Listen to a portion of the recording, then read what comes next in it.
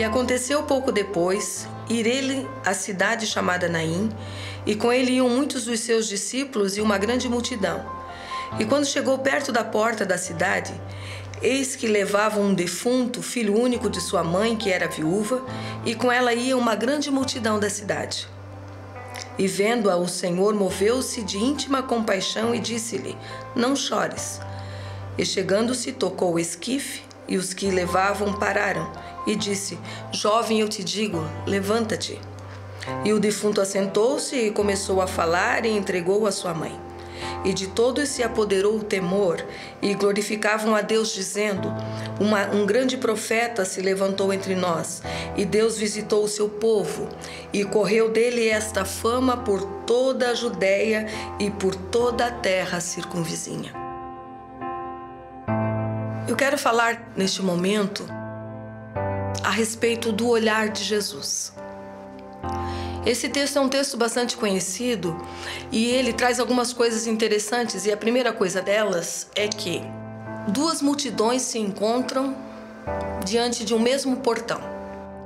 O texto diz que Jesus estava entrando na cidade de Naim, e com ele iam seus discípulos e uma grande multidão. E também no mesmo momento estava saindo da cidade de Naim um cortejo fúnebre.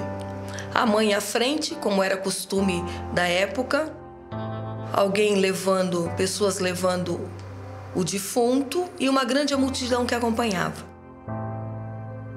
O texto diz, preciosos, queridos do Senhor, que em algum momento Jesus, ao perceber todo aquele movimento, volta os seus olhos para aquela mulher, para a mãe. O texto diz: e vendo-a o Senhor, moveu-se de íntima compaixão.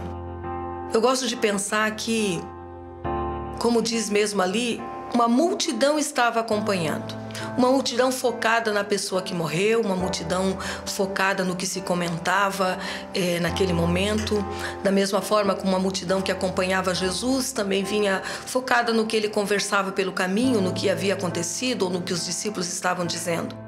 Mas quando do encontro dessa multidão, Jesus, para além de conseguir perceber tudo que estava à sua volta, os seus olhos se voltam para aquela mulher, para a mãe. E vendo-a o Senhor olha para aquela mulher. Não olhou só o cortejo fúnebre, não olhou só as pessoas em volta, mas o seu olhar se direciona exatamente para aquela mulher. E o texto diz que ao fazer isso, ele se move de íntima compaixão.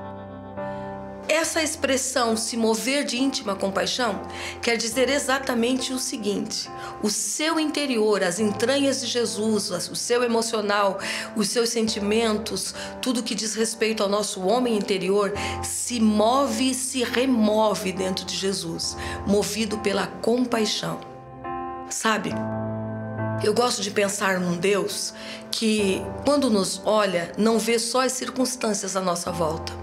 Quando olha para nós, não vê só a nossa aparência, não vê só aquilo que o nosso rosto está dizendo, mas ele consegue olhar dentro do âmago do nosso ser, lá dentro, onde ninguém consegue ver, onde ninguém consegue chegar. O olhar de Jesus chega.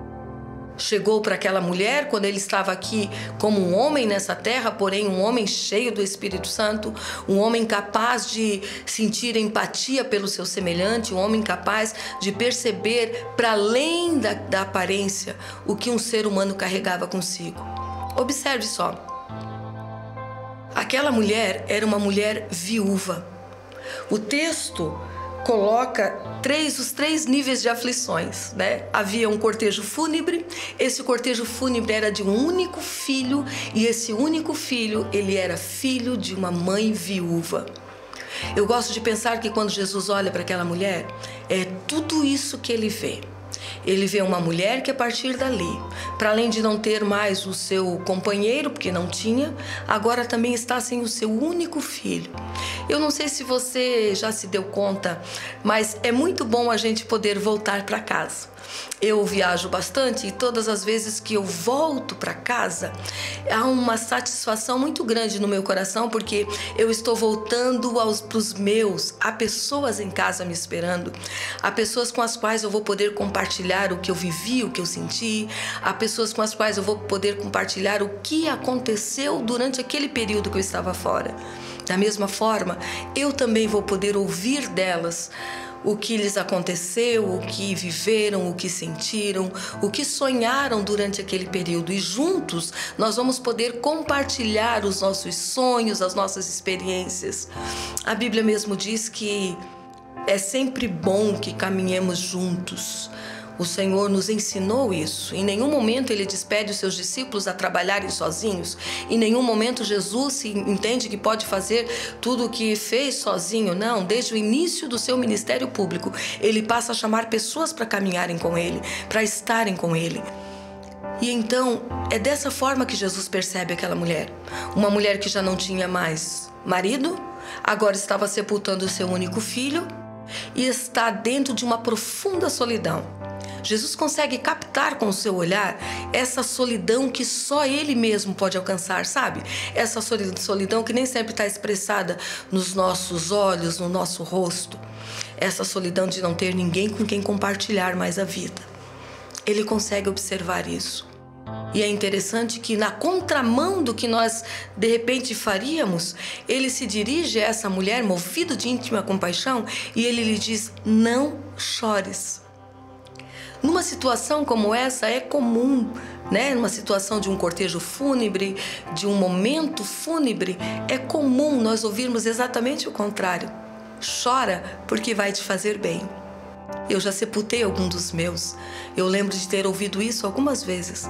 Chora porque vai te fazer bem, Vive. Chora porque você vai se sentir melhor. Mas Jesus vai em direção dela e diz o contrário. Ele diz: não chores. Sabe por quê?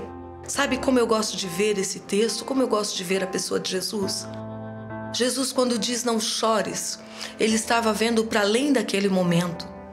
Não era um não chores humano, mas era um não chores que estava impregnado do poder divino, estava impregnado da convicção de que em Deus todas as coisas podem ser revertidas, todas as coisas podem ser vividas de uma forma diferente.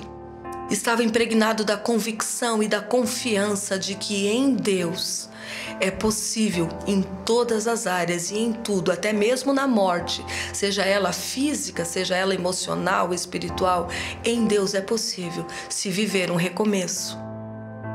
E aí Ele diz a ela: não chores, e se dirige ao esquife, correndo o risco de ser considerado contaminado por aquilo. Porque naquela cultura, qualquer pessoa que tocasse algo que estava morto seria contaminado. Mas ele toca no esquife e ele declara uma palavra àquele jovem. Ele diz: jovem, a ti eu te digo, levanta. E aquele jovem levantou, a Bíblia diz que ele senta e ele passa a conversar, ele fala. E então Jesus o devolve à sua mãe, o entrega à sua mãe. Exatamente a pessoa a qual sabia o valor, mensurar o valor daquele momento, daquilo que estava acontecendo. Eu gosto de pensar nesses detalhes, sabe? Ele poderia dizer para toda a multidão: olhem só, ele está vivo. Mas ele o devolve para sua mãe. Jesus não perde tempo, nunca perdeu e continua não perdendo tempo, sabe, com essas coisas de chamar todo mundo para ver, de dar explicações. Não, ele é muito focado. A sua intenção era consolar verdadeiramente, era devolver aos braços daquela mãe não somente o seu filho, mas a sua esperança, a sua vontade de viver. A sua intenção era dizer para aquela mãe: a partir de agora tu não estás mais sozinha. Tu vais poder novamente compartilhar os teus sonhos e as coisas que te aconteceram durante o dia. Ele estava focado em declarar para aquela mulher de forma prática, não só discursal, mas de forma prática, que vale a pena a gente confiar em Deus. Vale a pena a gente confiar no poder restaurador. E te digo mais uma vez, seja em que área for, morte física, espiritual, emocional, vale a pena a gente confiar nesse poder restaurador do Senhor. Agora, o que eu acho interessante, e já concluindo, é que o escritor, quando nos fala isso, Lucas, um médico detalhista em tudo aquilo que colocou, tudo aquilo que apresentou no seu evangelho, como no livro de Atos, mas mesmo detalhista, ele continua falando sobre, apresentando aquele moço como um defunto. Ele diz, olha, ele estava ali, o filho morto de uma mãe viúva, e ele diz que o Senhor devolve o defunto à mãe. E aqui eu quero te dizer uma coisa para nós encerrarmos. Vale muito a pena nós buscarmos conhecer esse olhar de Jesus, assimilar essa forma como Jesus vê as coisas. O moço ressuscitado já, ali nos braços da mãe. O escritor continuava e continua o apresentando como um defunto. Ninguém enxerga como Jesus enxerga. Ninguém vê as coisas como Jesus vê. Jesus, o olhar dele é muito penetrante, vai além das aparências, vai além do que nós podemos tocar. Eu quero te dizer, confie e aprenda pela palavra do Senhor e aprenda pela comunhão com o Espírito Santo a olhar as coisas como o Senhor olha e a acreditar que quando Ele olha para ti, Ele vê tudo o que está em ti e tudo o que diz respeito a ti. Um dia de paz, que Ele continue te abençoando e olhando para ti.